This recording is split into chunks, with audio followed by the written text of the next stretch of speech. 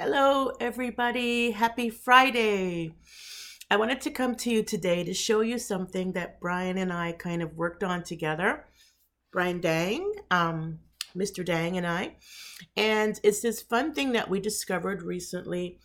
We had heard about it, but we hadn't actually played around with it in PowerApps and Flow. And we were surprised at how easy it is to use. So you may or may not have heard of AI for Earth.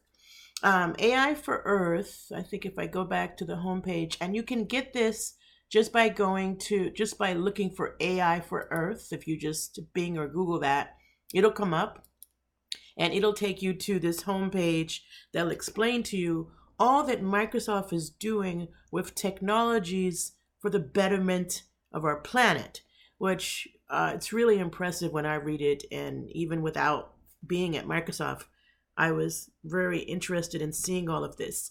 And this will be talked about also at Ignite. And so if you haven't been introduced to this, it's a really cool thing to learn about. Anyway, I fell upon it because I was looking for a way to classify photos of animals. So, and you can think of a ton of reasons you might want to take a photo and then find out, okay, what is that species, right? Think of if you're a bird watcher, maybe you could take a picture of a bird and find out what it is. Let's say you're a person who works in environmental services, and maybe you want to, we saw a bird, let's double check and see if that's an endangered species, right? Let's take a picture of it and something will be smart enough to tell us what that is scientifically, common name, etc. And so, and I can keep going on thinking of reasons why I want to be able to identify animals. Let's suppose I'm a hiker or I go camping, right? In both of those cases, I want to find out perhaps if the snake that bit my child, perhaps, is that a venomous snake or not? What kind of snake is it? So basically, the ability to take a picture of it and then find out what it is kind of a helpful thing in many cases. And so what they did, the people in AI for Earth, is they created a species classification API. And there are literally hundreds of species already included in the AI model. So think about AI Builder like we have in the platform. If you go to AI Builder, you'll populate that with your own pictures. But that's a very custom experience where you can make that model any way you want. In this case, this model is pre-designed. It has all of its images that are being updated. So if I click on like show me the demo, it kind of lets you see like some of the pictures that have been uploaded, right? And then if I click on, and I could imagine if I was like doing a safari, this would actually be a cool app to have on my phone so that I could take a picture of the animal and get more information. So I kind of would like to do an app of two parts. And if you want to try it, it would be fun for us to all try it together. After you identify the animal, now use the Bing search API to get information about that animal. So that would also be a way of kicking this up a notch.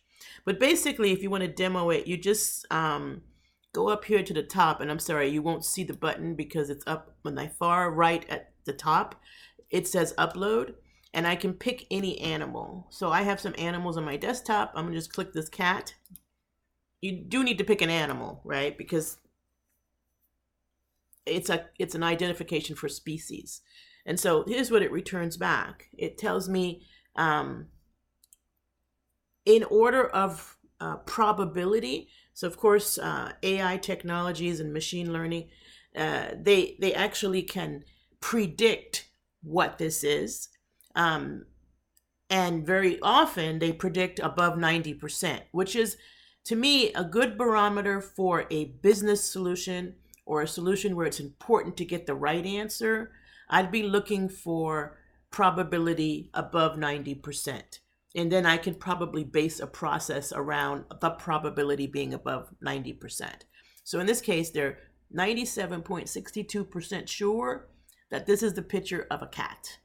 And they basically tell me the scientific name. So it's not shown on this screen, but I can get the scientific name. I can get a couple of different parameters on this in the API. But it will also return other things that are possible, but you can see that the probability starts to decline. So this could be a possum, but we're not thinking it is, because look at, it's 0.5%, right? It could be a weasel, again 0.28%. So just being able to look at the probabilities is helpful from a business perspective, where actually you might configure your flow to say, if the probability is higher than 90%, now let's kick off a process. If it's lower, maybe we ask for another image or some other situation where we can validate what that creature is for our process. All right, so I love this so much. I wanted to get started with it in Flow. So actually ended up making a Flow button that you could use on your phone. You tap the button and it will ask you for a picture, and then it'll tell you by text, by push notification, what the first probability. It'll assume that the highest probability is the right one, and it'll send that back to you.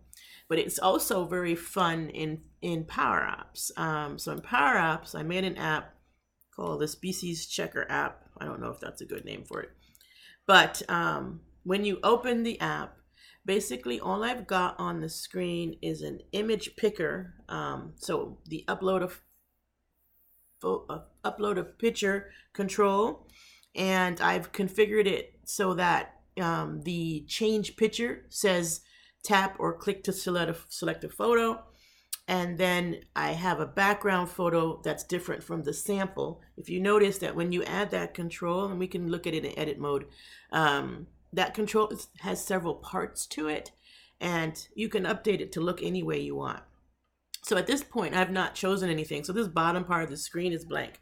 Now, later on, as I get sophisticated with this, like I told you, I also want to add the Bing search, so that after I get the confirmation of what it is, I could click on that thing, and then it'll now give me another screen that'll give me information from Bing search, possibly from Wikipedia, possibly from somewhere like, a site that might tell me whether the snake is venomous or not, So there's so much I can do with this app, and it's really fun to use on your phone. Literally, you can just take a picture and run this app. So in this case, I'm not showing you my phone.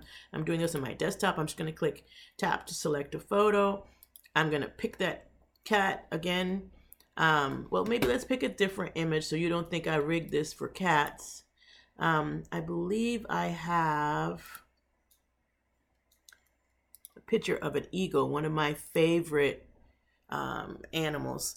And I don't know if you can see the little ants running across the screen at the top. But what they're doing is they're going to talk to Flow, because what Flow can do is use an HTTP request to call that AI for Earth API.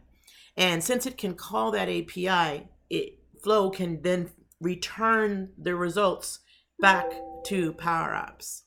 And so what you see here is I've just made, this is a gallery down here, and I've just made the top one bolder and purple so that that's the highest probability. So we've got a bald eagle here, and you can see it also returns the scientific name and the probability of accuracy. And we're 93.6%, so approximately 94% sure this is a bald eagle, right? But it could also be an African fish eagle. Probability goes down drastically though. And as the probability goes down, I wouldn't want to use these in a process, right? So if I were going to do a business process that needs to know what this animal is, I'd be looking for above 90%. So what Brian has wonderfully prepared for you is detailed step-by-steps on the flow. There are some changes you'll make to the flow in order to get it to work from PowerApps. I'll be back to you after Ignite, because it's very busy right now. to kind of, after you've seen Brian's videos, which I really suggest you watch first, then you'll be able to kind of understand the tweaks you'll need for PowerApps, okay? So I really hope you guys have a wonderful rest of your week. If you want to check out Microsoft AI for Earth, that link I'll put in the description. It's a wonderful tool, and I think it's an amazing initiative. It's just focusing on taking care of and understanding the planet that we live on. I'm very grateful for all the wonderful things that Microsoft is doing for our Earth. You guys have a great rest of your weekend, and I'll be seeing you at Ignite. If you're going, I have so many exciting things to show you, like new ideas for using Flow in so many different cool scenarios. So please, if you can make it to Ignite, you will not be disappointed. We have been working so hard to make this a special Ignite for you. So see you there, and I'll be talking to you at the next Friday Functions video.